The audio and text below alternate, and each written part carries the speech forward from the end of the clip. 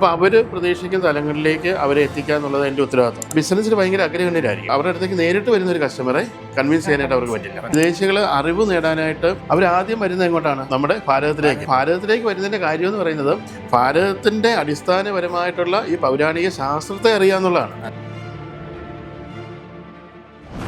മൊത്തത്തിൽ പറഞ്ഞാൽ ഈ 7 ചക്രാസും വളരെ ഇമ്പോർട്ടന്റ് ആണ്. ഓരോ 3 ചക്ര 4 ചക്ര ഒന്നും മാത്രം കോൺസെൻട്രേറ്റ് ചെയ്താൽ പോരാ. ഗുരുജി പറഞ്ഞില്ലേ, ഇപ്പം നമ്മൾ ഫിനാൻഷ്യലി ആയാലും എന്താ കുടുംബ നല്ല ഫാമിലി റിലേഷൻഷിപ്പ് എല്ലാം ആയാലും ആ 3 ചക്രാസ് ഓപ്പൺ ആയാൽ മതി. പറഞ്ഞു വരുമ്പം ഏറ്റവും നല്ലൊരു ലൈഫ് സ്റ്റൈലിൽ നമ്മൾ മുന്നോട്ട് കൊണ്ടുപോകണമെങ്കിൽ നമുക്ക് ഇത്രയും ചക്രാസും ഓപ്പൺ ആയി ആക്റ്റീവ് ആയിട്ട്. തീർച്ചയായിട്ടും. കാരണം എന്ന് വെച്ചാൽ നമുക്കറിയാം നമ്മളുടെ 114 കേന്ദ്രങ്ങളാണ് നമ്മൾ ചക്രങ്ങളെന്ന് വിളിക്കുന്നത്, അല്ലേ? 114 എനർജി കേന്ദ്രങ്ങളെയാണ് നമ്മൾ ചക്രങ്ങളെന്ന് വിളിക്കുന്നത്. ഈ 114 കേന്ദ്രങ്ങളിൽ 2 മറക്കപ്പെട്ടിരിക്കുന്ന ചക്രങ്ങളാണെന്ന് ഞാൻ പറഞ്ഞിരുന്നു, അല്ലേ? പോയിട്ട് 112 കേന്ദ്രങ്ങളിൽ 7 ആധാര ചക്രങ്ങളെയാണ് നമ്മൾ ഏറ്റവും കൂടുതലായിട്ട് എടുത്ത് പഠിക്കുന്നത്. അപ്പം ഇടാപിങ്ങളെ സുഷുമ്നാ നാഡികളെ കണക്ട് ചെയ്തിട്ടുള്ള ഈ 7 ചക്രങ്ങൾ. അപ്പോൾ അതെന്ന് പറയുന്നത് നമ്മുടെ 90 അല്ലെ 95% കാര്യങ്ങളെയും കൺട്രോൾ ചെയ്യുന്ന കേന്ദ്രങ്ങളാണ് ഈ 7 കേന്ദ്രങ്ങൾ എന്ന് പറയുന്നത്. അപ്പം ചക്രങ്ങളെന്ന് കേൾക്കുമ്പോൾ പല ആളുകളും, പ്രത്യേകിച്ച് സയന്റിഫിക്കൽ ടെമ്പറുള്ള ആളുകൾ പറയുന്ന കാര്യം എന്ന് വെച്ചാൽ ഇതെന്തോ ഒരു സൂഡോ സയൻസ് ആണ്, അല്ലെങ്കിൽ ഇതെന്തോ ഒരു ജടിലമായിട്ടുള്ള കാര്യങ്ങളാണ്, എന്തൊക്കെയോ ചുമ്മാ പറഞ്ഞു വെക്കുന്നതാണ്, ഇതിന്റെ പിന്നിലൊന്നും യാതൊരു അർത്ഥവുമില്ല. അപ്പൊ അർത്ഥരഹിതമായ കാര്യങ്ങൾ. അപ്പൊ അവർ ചോദിക്കുന്ന ഒരു പ്രധാനപ്പെട്ട ചോദ്യമാണ്, അങ്ങനെയാണ് നിങ്ങളുടെ ഹാർട്ട് ഓപ്പറേറ്റ് ചെയ്ത് നോക്കി കഴിഞ്ഞാൽ അവിടെ അനാഹത ചക്രം കാണും. ഇത് ഏറ്റവും ആദ്യത്തെ കാര്യം എന്ന് പറയുന്നത്, മനസ്സിലാക്കേണ്ട കാര്യം എന്ന് പറഞ്ഞാൽ ഇത് സൂക്ഷ്മതലത്തിലാണ്, നമ്മുടെ സൂക്ഷ്മ ശരീരത്തിലാണ് ചക്രങ്ങളെ പറ്റിയൊക്കെ പറഞ്ഞിരിക്കുന്നത്. അത് വെറുതെ ഒരു ആചാര്യൻ ഇരുന്ന് പറഞ്ഞതല്ല. ഇത് വർഷങ്ങളോളം അല്ലെങ്കിൽ ജന്മങ്ങളോളം തപസ് ചെയ്ത് കിട്ടിയ അറിവിലൂടെ ആണ് ഈ ചക്രങ്ങളെ ചിട്ടപ്പെടുത്തി എടുത്തിട്ടുള്ളത്. കാരണം ഞാൻ പറയുന്നത് ഇപ്പൊ ഇടയ്ക്ക് ഒരുപാട് വിദേശത്തുള്ള പാശ്ചാത്യരായിട്ടുള്ള ഒരുപാട് പേര് നമ്മുടെ ചക്രങ്ങളെ കുറിച്ചിട്ടുള്ള പുസ്തകങ്ങൾ എഴുതിയിട്ടുണ്ട്. തീർച്ചയായിട്ടും. നമ്മൾ ഇവിടുത്തെ ആൾക്കാർക്കൊന്നും ചിലപ്പോ അവര് പറയുമ്പോ അതൊരു വലിയ മഹത്വമാണ്, സംഭവമായിട്ട് നമ്മൾ ഇവിടെ പറയുമ്പോ അതൊരു ഇതായിട്ട് മാറുന്ന ഒരു അവസ്ഥയുണ്ട്. അതെ. അപ്പൊ അത് എന്ന് പറയുന്നത് ഇപ്പൊ ഏറ്റവും പ്രധാനപ്പെട്ട ഒരു കാര്യം എന്ന് പറഞ്ഞാൽ, വിദേശികൾ ഇന്ന് ഏറ്റവും കൂടുതൽ പഠിക്കാനായിട്ട് ശ്രമിക്കുന്നത്, അല്ലെങ്കിൽ വിദേശികൾ അറിവ് നേടാനായിട്ട് ഒരു വിദേശി ശ്രമിച്ചു കഴിഞ്ഞാൽ അവരാദ്യം വരുന്നത് എങ്ങോട്ടാണ്? നമ്മുടെ ഭാരതത്തിലേക്കാണ്. അപ്പം ഭാരതത്തിലേക്ക് വരുന്നതിൻ്റെ കാര്യം എന്ന് പറയുന്നത് ഭാരതത്തിൻ്റെ അടിസ്ഥാനപരമായിട്ടുള്ള ഈ പൗരാണിക ശാസ്ത്രത്തെ അറിയുക എന്നുള്ളതാണ്. ഇത് ശരിക്കും പറഞ്ഞാൽ അടിസ്ഥാനപരമായ ശാസ്ത്രമാണ്. അപ്പോൾ ഈ ശാസ്ത്രത്തെ അറിയുകയും ഇതിലൂടെ എങ്ങനെയാണ് മറ്റുള്ള കാര്യങ്ങളിലേക്ക് എക്സ്പ്ലോർ ചെയ്യാൻ പറ്റുന്നതെന്നാണ് അവർ ചിന്തിക്കുന്നത്. ഇപ്പോൾ ഈയിടെ തന്നെ എൻ്റെ ഒരു പേഴ്സണലായിട്ടൊരു അനുഭവം പറഞ്ഞു കഴിഞ്ഞാൽ, ഞാൻ ഹീൽ ചെയ്യുന്ന ഒരാളുണ്ട്, അദ്ദേഹം US-ലാണ്. അപ്പോൾ അദ്ദേഹത്തിൻ്റെ ഒരു ഫ്രണ്ട് അദ്ദേഹം ഒരു ട്രെയിനിങ് സെഷൻ നടത്തിയിരുന്നു, ഓൺലൈനായിട്ട് നടത്തിയൊരു സെഷനാണ്. അപ്പം അതിൽ പിന്നെ ഈ ചക്രങ്ങളുമായിട്ട് ബന്ധപ്പെട്ട് എന്തോ പറയുന്നുണ്ടെന്ന് പറഞ്ഞതുകൊണ്ട് എന്നോടൊന്ന് അറ്റൻഡ് ചെയ്യാമെന്ന് ചോദിച്ചായിരുന്നു. പേര് ഞാൻ ഓർക്കുന്നില്ല, ഒരു അമേരിക്കൻ സിറ്റിസൺ തന്നെയാണ്. അപ്പോൾ അദ്ദേഹത്തിൻ്റെ ക്ലാസ്സിൽ ഞാൻ ജസ്റ്റ് ഒന്ന് നോക്കിയ സമയത്ത് അദ്ദേഹം പറയുന്നതെല്ലാം നമ്മുടെ മൂലാധാരം, സ്വാധിഷ്ഠാനം, മണിപൂരം, ഈ 3 ചക്രങ്ങളെ ബേസ് ചെയ്തിട്ടാണ് ബിസിനസ് ട്രെയിനിങ് കൊടുക്കുന്നത്. മനസ്സിലായോ? ബിസിനസിനെ പറ്റിയുള്ള ഭയങ്കര ഡീപ്പായിട്ടുള്ള ട്രെയിനിങ് ആണ് കൊടുത്തുകൊണ്ടിരിക്കുന്നത്. പക്ഷെ അദ്ദേഹം പറഞ്ഞു വരുമ്പോൾ ഈ 3 ചക്രങ്ങളെ കണക്ട് ചെയ്തിട്ട് അതുമായി ബന്ധപ്പെട്ട ഡയഗ്രാംസ് ഒക്കെ ഉണ്ടാക്കിയിട്ടാണ് ആ ക്ലാസ് മുന്നോട്ട് പോയത്. അപ്പം ഞാൻ പോലും ഞെട്ടിപ്പോയി, ഇവർ ഇതെങ്ങനെ പഠിച്ചു. പക്ഷെ അവർക്ക് അതിനെ പൂർണ്ണമായിട്ട് അങ്ങോട്ട് അവർ ആ ബിസിനസ്സിൻ്റെ രീതിയിലാണ് അതിനെപ്പറ്റി എക്സ്പ്ലെയിൻ ചെയ്യുന്നത്. നമ്മൾ പറയുന്ന പോലെയുള്ള അതിൻ്റെ ആത്മീയ തലങ്ങളോ അല്ലെ മാനുഷിക തലങ്ങളോ ഒന്നും അല്ല എക്സ്പ്ലെയിൻ ചെയ്യുന്നത്. ബിസിനസ്സിൽ എങ്ങനെ ഈ എനർജി എങ്ങനെ ഫ്ലോ ചെയ്യുന്നു, എനർജി എങ്ങനെ കറക്റ്റ് ആകുന്നു, അല്ലെങ്കിൽ എങ്ങനെ എനർജി എങ്ങനെ കറക്റ്റ് ചെയ്തുകൊണ്ട് നമ്മുടെ ബിസിനസ് എങ്ങനെ കൂട്ടിയെടുക്കാം, അതാണ് അവരോട് പറയുന്നത്. നമുക്ക് ഉദാഹരണത്തിന് നമ്മുടെ ക്ലാസ്സിൽ പങ്കെടുത്ത എത്രയോ പേര് വലിയ ബിസിനസ്സുകാരായിട്ടും. അതെ, തീർച്ചയായിട്ടും. അത് തന്നെയാണ് ഏറ്റവും വലിയ ഉദാഹരണം. ലേറ്റസ്റ്റ് നമ്മുടെ മണി മാനിഫെസ്റ്റേഷന് ഗുരുജി പറഞ്ഞ എല്ലാവരും ലോ ഓഫ് അട്രാക്ഷനെ കുറിച്ച് വാദോരാതെ സംസാരിക്കുന്നത്, ഷോർട്ട് വീഡിയോസ് എല്ലാം ഇടാം. പക്ഷെ എങ്ങനെ ബ്ലോക്ക് മാറ്റിയ എനർജി തലത്തിലുള്ള ബ്ലോക്ക് മാറ്റുന്നതിനെ കുറിച്ച് വരുന്നത് ആരും എങ്ങും പറയുന്നത് ഇങ്ങനെ ചെയ്യും. പക്ഷെ ഇന്നലെ ഗുരുജി കഴിഞ്ഞ ദിവസങ്ങളിൽ ക്ലാസ്സുകളിൽ ഗുരുജി ഞാൻ പറഞ്ഞത് ഭയങ്കര സ്ട്രൈക്കിംഗ് ആയിരുന്നു. കാരണം ആ പോകുന്ന ഒരു ജേർണി, ആ റിസൾട്ട് കിട്ടുന്ന ജേർണി വരെ ഗുരുജി എന്ത് ക്ലാരിറ്റി ആയിട്ടാണ് ഞങ്ങൾക്ക് ക്ലാസ്സിൽ തന്നത്. മനസ്സിലാക്കേണ്ട ഒരു കാര്യമാണ് അത്. ക്ലാസ് കഴിഞ്ഞിറങ്ങുമ്പോൾ ആ ഒരു മെന്റൽ സാറ്റിസ്ഫാക്ഷൻ പറഞ്ഞറിയിക്കാൻ വയ്യ. നന്ദിയുണ്ട് ഗുരുജി. അല്ല, അതെന്ന് വെച്ചാൽ അതാ അതിന്റെ സയൻസ് ആണ്. ഇപ്പൊ നമുക്കെന്ന് വെച്ചാൽ നമ്മളിപ്പം ഒരു വ്യക്തിയെ മനസ്സിലാക്കുന്നത് 5 ലെയറിലൂടെയാണല്ലോ. അതായത് അന്നമയ കോശം, പ്രാണമയ കോശം, മനോമയ കോശം, വിജ്ഞാനമയ കോശം, ആനന്ദമയ കോശം. അപ്പോൾ ഇവിടെ നമ്മൾ ഒരു വ്യക്തിയെ നമ്മൾ മനസ്സിലാക്കിയിട്ട് അയാളുടെ മാനസിക തലങ്ങളെ മാത്രം എടുത്ത് നമ്മൾ വർക്ക് ചെയ്ത് കഴിഞ്ഞാൽ അവിടെയാണ് ഈ law of attraction, mind power training, ഇങ്ങനെയുള്ള ട്രെയിനിങ് സെഷനൊക്കെ അതെ. വരുന്നത്. അപ്പോൾ അവിടെ മാത്രം വർക്ക് ചെയ്യുമ്പോൾ എന്താണെന്ന് വെച്ച് കഴിഞ്ഞാൽ ഇപ്പം നമുക്ക് മനസ്സിൽ നമുക്ക് നമ്മുടെ ബോധ മനസ്സിനോട് നമ്മൾ പറഞ്ഞു നമ്മൾ ഇന്ന കാര്യത്തെ നമുക്ക് മാനിഫെസ്റ്റ് ചെയ്യണം. അതെ. പക്ഷെ ആ മാനിഫെസ്റ്റ് ചെയ്യാനുള്ള എനർജി വേണ്ടേ? അതെ, അതെ. ആ എനർജി വേണമെന്നുണ്ടെങ്കിൽ നമ്മുടെ എനർജി കേന്ദ്രങ്ങളിലേക്ക് നമ്മൾ വരണം, നമ്മുടെ എനർജി സെന്റേഴ്സിലേക്ക് നമ്മൾ കടന്നു വരണം. അവിടെയാണ്, അതാണ് ചക്രങ്ങൾ എന്ന് പറയുന്നത്. അവിടെയാണ് എനിക്ക് തോന്നുന്നത് ഇപ്പൊ നമ്മൾ ഇഷ്ടംപോലെ ധാരാളം മൈൻഡ് പവർ ട്രെയിനേഴ്സ് ഉണ്ട്. അതെ. അപ്പം എല്ലാവരും അവിടെയൊക്കെ പോയി ക്ലാസ്സുകൾ അറ്റൻഡ് ചെയ്യുന്നുണ്ട്. പക്ഷെ എന്നാലും ചിലരൊക്കെ നമ്മളോട് സംസാരിക്കുമ്പോൾ പറയാറുണ്ട് ഈ മൈൻഡ് പവർ ട്രെയിനിങ്ങിൽ പോയിട്ടും അവർക്ക് ജീവിതം കുറച്ചുകൂടെ ഒന്ന് മെച്ചപ്പെടുത്താൻ കഴിയുന്നില്ല, പക്ഷെ റിസൾട്ട് കിട്ടുന്നില്ല. അതെ. പക്ഷെ അവിടെയാണ് ഗുരുജിയുടെ അടുത്ത് വരേണ്ടത്. ഞങ്ങളുടെ ഒരു എക്സ്പീരിയൻസ് വെച്ചിട്ട് എന്നുവെച്ചാൽ ആ എനർജി തരത്തിലുള്ള കാര്യങ്ങളുടെ എല്ലാവരും മനസ്സിലാക്കണം. അതെ, അതെ. അത് തീർച്ചയായിട്ടും മനസ്സിലാക്കുകയും പഠിക്കുകയും വേണം.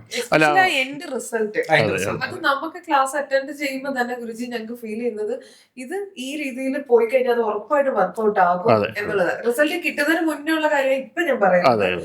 കാരണം ഈ ഒരു ജേർണിയിൽ ഈ ഒരു പാത്തില് ഗുരു തന്ന ആ രീതിയിൽ പോയി കഴിഞ്ഞാൽ ഉറപ്പായിട്ടും. അതെ. അല്ല, അതെന്ന് വെച്ചാൽ നമ്മൾ ആ മണി മാനിഫെസ്റ്റേഷൻ ക്ലാസ്സിൽ നമ്മൾ ഫോക്കസ് ചെയ്യുന്ന വെച്ചാൽ 4 ലെയറുകളാണ്. അതായത് ഫിസിക്കൽ ലെയർ, ഇമോഷണൽ ലെയർ, നമ്മുടെ വൈറ്റൽ അല്ലെ എനർജി ലെയർ, നമ്മുടെ ബ്ലിസ് ലെയർ അല്ലേ. അപ്പോൾ ഇവിടെ എന്ന് പറഞ്ഞാൽ നമ്മൾ ഈ 4 ലെയറുകളിലും വർക്ക് ചെയ്യാം. ഇപ്പൊ നമ്മൾ ഏതെങ്കിലും ഒരിടത്ത് വർക്ക് ചെയ്തിട്ട് അവിടുത്തെ കാര്യങ്ങൾ മാത്രമല്ല നോക്കുന്നത്. അപ്പൊ അതിന് നമ്മുടെ ഫിസിക്കൽ ബോഡി കറക്റ്റ് ചെയ്തു. കാരണം ആരോഗ്യം വളരെ പ്രധാനമാണ്. ഇപ്പൊ നമുക്ക് പണം ഉണ്ടാക്കണമെങ്കിലും ബിസിനസ് ചെയ്യണമെങ്കിലും അല്ലെങ്കിൽ നല്ല ബന്ധങ്ങൾ ഉണ്ടാക്കണമെങ്കിലും എല്ലാം നമുക്ക് ആദ്യമേ എന്ത് വേണം? ഈ പറഞ്ഞ ഫിസിക്കലി ഫിറ്റ് ആയിരിക്കണം. അത് ആദ്യമേ ഫോക്കസ് ചെയ്ത് നമ്മൾ അവിടെ വർക്ക് ചെയ്തു. അതിനുശേഷം നമ്മൾ നമ്മുടെ മൈൻഡിലേക്ക് കടന്നു. അപ്പം നമ്മുടെ മാനസിക തലങ്ങളിൽ നമുക്ക് വരുത്തേണ്ട മാറ്റങ്ങൾ, അവിടെ കൊടുക്കേണ്ട അഫർമേഷൻസ്, ഇപ്പം നമ്മൾ എന്താണോ നമ്മളവിടെ കൊടുത്തുകൊണ്ടിരിക്കുന്ന നെഗറ്റീവായിട്ടുള്ള കാര്യങ്ങൾ അതിനെയൊക്കെ റിമൂവ് ചെയ്തിട്ട് പോസിറ്റീവായിട്ടുള്ള അഫർമേഷൻസ് അവിടെ കൊടുത്ത് ആ അഫർമേഷനെയും വിഷ്വലൈസേഷനെ അവിടെ കറക്റ്റ് ചെയ്തു. അപ്പോൾ സാധാരണ ഈ മൈൻഡ് പവർ ട്രെയിനിലൊക്കെ ഈ ഒരു സെഷൻ മാത്രമാണ് വർക്ക് ചെയ്യുന്നത്. ഈ അഫർമേഷൻ, വിഷ്വലൈസേഷൻ, ഇങ്ങനെയുള്ള കാര്യങ്ങൾ, ലോ ഓഫ് അട്രാക്ഷനിലൊക്കെ അതാണ് വർക്ക് ചെയ്യുന്നത്. പക്ഷെ അത് അവിടെ സെറ്റ് ചെയ്തതിന് ശേഷം നമ്മൾ വീണ്ടും നമ്മുടെ അടുത്ത എനർജി ലെയറിലേക്ക് കടക്കുകയാണ്. അപ്പൊ എനർജി ലെയറിലേക്ക് കടന്ന് അവിടെ എനർജിയെ എങ്ങനെ യൂസ് ചെയ്യാം, ഈ കാര്യങ്ങൾക്ക് വേണ്ടിയിട്ടുള്ള എനർജി എങ്ങനെ യൂസ് ചെയ്യാം എന്നുള്ള കാര്യങ്ങൾ നമ്മളവിടെ സ്റ്റഡി ചെയ്തിട്ട് അതിലേക്ക് വേണ്ട എനർജി കൊടുക്കുന്നത് എങ്ങനെയാണ്, അതിന് വേണ്ട ധ്യാനങ്ങൾ, അതിന് വേണ്ട പ്രത്യേകമായിട്ടുള്ള ക്രിയകൾ, ആ കാര്യങ്ങളെയാണ് അവിടെ നമ്മൾ ഫോക്കസ് ചെയ്യുന്നത്. അപ്പോൾ എനർജി ലെയർ നമ്മൾ കറക്റ്റ് ചെയ്ത് കഴിഞ്ഞാൽ തന്നെ അപ്പം ഏതാണ്ട് 90% അവിടെ നമ്മൾ ക്ലിയർ ആയി. അതിനുശേഷം പിന്നെ വളരെ പവർഫുൾ ആയിട്ടുള്ള ഹീലിംഗ് ആണ് അവർ കൊടുക്കുന്നത്. അതായത് നമ്മുടെ ബ്ലിസ് ബോഡിയിലേക്ക് കടന്ന് ആ ഒരു കാര്യങ്ങളെല്ലാം കറക്റ്റ് ചെയ്യാൻ പറ്റുന്ന ഒരു വളരെ പവർഫുൾ ആയിട്ടുള്ള സിമ്പിൾ വെച്ചിട്ടുള്ള ഹീലിംഗ് ആണ് നമ്മളവിടെ അവസാനം കൊടുക്കുന്നത്. ആ ഹീലിംഗ് കൂടെ കൊടുത്തു കഴിയുമ്പോഴത്തേക്കും ഓട്ടോമാറ്റിക്കലി ആളുകളെ സംബന്ധിച്ചിടത്തോളം പിന്നെ അവർക്ക് എല്ലാമായി, അത് കംപ്ലീറ്റ്നെസ് 100% ആയി. പിന്നെ അവർക്കൊരു എവിടെങ്കിലും ഒരു അപാകത എന്ന് പറയാനായിട്ടില്ല. കാരണം അവരുടെ ലൈഫിനെ പിന്നെ അവര് അതിലേക്ക് ഫോക്കസ് ചെയ്താൽ മാത്രം മതി. വളരെ വളരെ വ്യത്യാസമാണ്. എസ്പെഷ്യലി ആ അഫർമേഷൻ ഭയങ്കര സ്ട്രൈക്കിംഗ് ആയിരുന്നു. ഞാൻ ഭയങ്കരമായിട്ട് ഇങ്ങനെ അഫർമേഷൻ നല്ലത് കിട്ടണമെന്ന് ആഗ്രഹിച്ചത് ഒന്നിലും സ്റ്റക്ക് ആൻ പറ്റിയില്ല. അപ്പൊ കഴിഞ്ഞ ദിവസം കുറിച്ച് തന്നത് ഒരു രക്ഷയില്ല. അതിൽ ഇങ്ങനെ മൈൻഡ് സ്റ്റക്കായി. അത് നമുക്കെന്താ ഇന്നും കൂടി രാവിലെ ഞാൻ നോക്കിയിട്ട് അതിന് വെച്ചാൽ അത് കുറച്ചുകൂടെ ഒരു ഹിപ്നോട്ടിക് സജഷൻസ് ഇട്ടുകൊണ്ടുള്ള അഫർമേഷൻസ് ആണ്. കാരണം നമ്മൾ നോർമലി അഫർമേഷൻ പറയുന്നതിലും കുറച്ചുകൂടെ നമ്മുടെ മൈൻഡ് നമ്മൾ അറിയാതെ തന്നെ നമ്മുടെ ഉപബോധ മനസ്സിൽ, അതായത് നമ്മുടെ സബ് കോൺഷ്യസ് മൈൻഡിനെ റീപ്രോഗ്രാം ചെയ്യാൻ പറ്റുന്ന രീതിയിലുള്ള അഫർമേഷൻസ് ആണ് നമ്മൾ അതിനകത്ത് കൊടുക്കുന്നത്. അതെ, അതെ. കാരണം നമ്മൾ ഈ പ്രപഞ്ചത്തിൽ നമ്മൾ എന്താണ്, നമ്മൾ ഈ പ്രപഞ്ചത്തിന്റെ എങ്ങനെയാണ് നമ്മൾ ഈ പ്രപഞ്ചത്തിന്റെ ഭാഗമായിരിക്കുന്നത്, അങ്ങനെ ഭാഗമായിരിക്കുന്നത് നമുക്കിവിടെ എന്തൊക്കെ അവകാശപ്പെട്ടതാണ് അത് നമ്മുടെ ഉപബോധ മനസ്സിലേക്ക് നമ്മൾ ഓട്ടോമാറ്റിക്കലി നമ്മൾ കയറ്റുകയാണ് ചെയ്യുന്നത് അതിലൂടെ. അപ്പോൾ അങ്ങനെ ആ അഫർമേഷൻ നമ്മൾ ആവർത്തിക്കുന്ന സമയത്ത് നമ്മുടെ സെൽഫ് ടോക്ക് തന്നെ മാറും. നമ്മുടെ സെൽഫ് ടോക്ക് തന്നെ മാറുകയാണ്. അപ്പം നമ്മുടെ ആ സെൽഫ് ടോക്ക് ആ ഹയർ ലെവലിലേക്ക് ചേഞ്ച് ആയി കഴിയുമ്പോൾ ഓട്ടോമാറ്റിക്കലി നമുക്ക് നമ്മുടെ ആ ഒരു സിസ്റ്റത്തിൽ നമ്മൾ മാറ്റം വരികയാണ്. ഇപ്പം സാധാരണ രീതിയിൽ ഒരു നോർമൽ ആളാണ് നമ്മുടെ അടുത്തേക്ക് വരുന്നതെന്നുണ്ടെങ്കിൽ പോലും അവരെ നമ്മൾ ഈ രീതിയിൽ ഈ 4 ലെയറിൽ വർക്ക് ചെയ്യിപ്പിച്ച് അവർക്ക് അഫർമേഷനും കാര്യങ്ങളും ഒക്കെ സ്ഥിരമായിട്ട് ചെയ്യിപ്പിച്ച് അങ്ങനെ ചെയ്തു വരുമ്പോൾ അവരുടെ എൻ്റയർ സിസ്റ്റം തന്നെ മാറി. കാരണം അവർ അതുവരെ കണ്ട കാഴ്ചകളോ അതുവരെ അനുഭവിച്ച കാര്യങ്ങളോ അല്ല പിന്നെ അവരുടെ ജീവിതത്തിൽ എക്സ്പീരിയൻസ് ചെയ്യാൻ പോകുന്നത്. പുതിയ എക്സ്പീരിയൻസിലേക്ക് വരികയാണ്. എത്ര പ്രശ്നങ്ങളുള്ള ആളുകളാണെങ്കിലും അവർ ആ സെൽഫായിട്ടുള്ള അഫർമേഷൻ മാറ്റിക്കഴിഞ്ഞാൽ, അല്ലെ സെൽഫായിട്ടുള്ള ആ സെൽഫ് ടോക്ക് മാറ്റിക്കഴിഞ്ഞാൽ എൻ്റർലി ഡിഫറൻ്റ് ആയി മാറുകയാണ്. പേഴ്സണാലിറ്റി എൻ്റർലി ഡിഫറൻ്റ് ആകുകയാണ്. അതുകൊണ്ടാണ് ആ ഒരു ട്രാൻസ്ഫോർമേഷനിലേക്ക് അവരെ എത്തിക്കാനായിട്ട് നമുക്ക് പറ്റുന്നത്. വിദ്യാർത്ഥികൾ ആയാലും ഇതുപോലുള്ള ബ്ലോക്കിൽ പെട്ടിട്ടുണ്ടല്ലോ, അവര് നന്നായിട്ട് വീട്ടിൽ ഭയങ്കര കോൺഫിഡൻസ് ആയിരിക്കും. പുറത്ത് പോയി ആ പെർഫോം ചെയ്യേണ്ട പോയിന്റിൽ ഇപ്പൊ ഇന്റർവ്യൂ ആയാലും എക്സാം ആയാലും അത് വിചാരിച്ച പോലെ അറ്റൻഡ് ചെയ്യാൻ പറ്റാത്തതും അത് ഈ ഒരു ബ്ലോക്കാണോ? തീർച്ചയായിട്ടും. അതായത് ഇന്നിപ്പോൾ നമ്മൾ സ്റ്റുഡൻസിനെ നോക്കിക്കഴിഞ്ഞാൽ അവരുടെ എക്സാമിന്റെ രീതി എന്ന് പറയുന്നത് പണ്ടത്തെ പോലെ എക്സാം എഴുതുക മാത്രമല്ല, വൈവയും കൂടി അതിൻ്റെ അകത്ത് വരുന്നുണ്ട്. അപ്പോൾ പല കുട്ടികളും സത്യത്തിൽ നന്നായിട്ട് പഠിച്ച് എക്സാം നല്ല രീതിയിൽ എഴുതും, പക്ഷേങ്കിൽ അവർ വൈവയ്ക്ക് ചെന്നിരിക്കുമ്പോൾ അവരവിടെ പാനിക്കാവും. അപ്പോൾ എന്താണെന്ന് വെച്ച് കഴിഞ്ഞാൽ അവർക്ക് ആ ഒരു പ്രാക്ടിക്കലിന്റെ മാർക്ക് ലഭിക്കാതെ വരുമ്പോൾ ഓട്ടോമാറ്റിക്കലി അവരുടെ പെർഫോമൻസ് അവർക്ക് കാഴ്ചവെക്കാനായിട്ട് പറ്റില്ല. ഇപ്പൊ നമുക്കറിയാം ചില ബിസിനസ്സുകാരെയൊക്കെ എടുത്തു കഴിഞ്ഞാൽ അവര് ബിസിനസ്സിൽ ഭയങ്കര അഗ്രഗണ്യരായിരിക്കും, പക്ഷേങ്കിൽ അവർക്ക് അവരുടെ അടുത്തേക്ക് നേരിട്ട് വരുന്ന ഒരു കസ്റ്റമറെ കൺവിൻസ് ചെയ്യാനായിട്ട് അവർക്ക് പറ്റില്ല. അതുപക്ഷം അതിലും കഴിവുള്ള ഒരു സെയിൽസ്മാൻ ചിലപ്പോൾ അവരുടെ കൂടെ ഉണ്ടെങ്കിൽ അവരുടെ ബിസിനസ് വളരെ വിജയകരമായിട്ട് ക്ലോസ് ചെയ്യാൻ പറ്റും. അപ്പൊ അങ്ങനെ നമ്മുടെ ഭൗതിക ജീവിതമായിട്ട് ബന്ധപ്പെട്ട് നോക്കിയാലും ആത്മീയ ജീവിതമായിട്ട് ബന്ധപ്പെട്ട് നോക്കിയാലും വിശ്വചക്രം വളരെയധികം ഇമ്പോർട്ടന്റ് ആണ്. വിശുദ്ധി ഓപ്പൺ ആവണം, കാരണം അത് വളരെ ഇമ്പോർട്ടന്റ് ആണ്. കാരണം നമുക്ക് നമ്മളുടെ ഉള്ളിലുള്ള ഒരു ആശയത്തെ ഏത് രീതിയിൽ മോൾഡ് ചെയ്ത് വേണമെങ്കിലും ഒരാളിലേക്ക് എത്തിക്കാൻ പറ്റും. ഇപ്പം നമുക്കറിയാം സെയിൽസിന്റെ ഒരു പ്രത്യേകത എന്ന് പറഞ്ഞാൽ ശരിയായ ഒരു സെയിൽസ്മാൻ വിചാരിച്ചു കഴിഞ്ഞാൽ ആത്മഹത്യ ചെയ്യാനുള്ള ഒരു മരുന്ന് വിൽക്കണമെങ്കിൽ പോലും അത് നമുക്ക് വിൽക്കാൻ പറ്റും, അല്ലേ?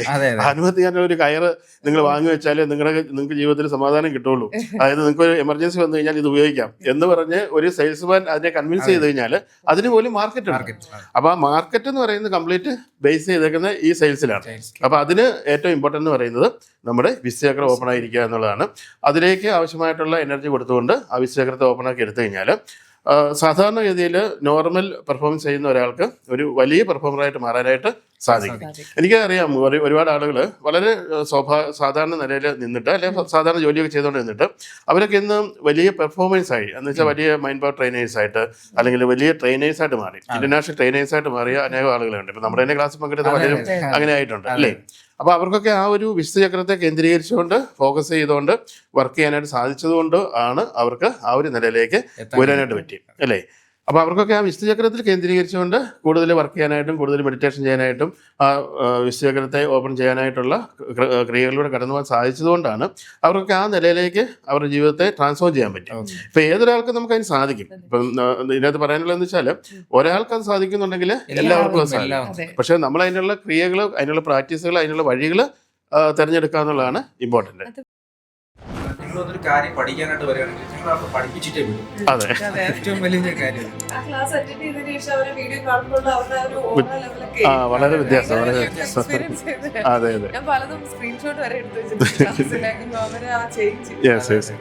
അപ്പൊ അവരൊക്കെ നമ്മുടെ അടുത്തേക്ക് വരുമ്പോൾ നമ്മളൊരു പ്രതീക്ഷ വെച്ചോണ്ടാ വരുന്നത്. അപ്പം തീർച്ചയായിട്ടും അവർക്ക് വേണ്ടത് നമ്മൾ കൊടുത്തേ പറ്റുള്ളൂ. Yasha Living, synchronizing the art, tactics and spirituality.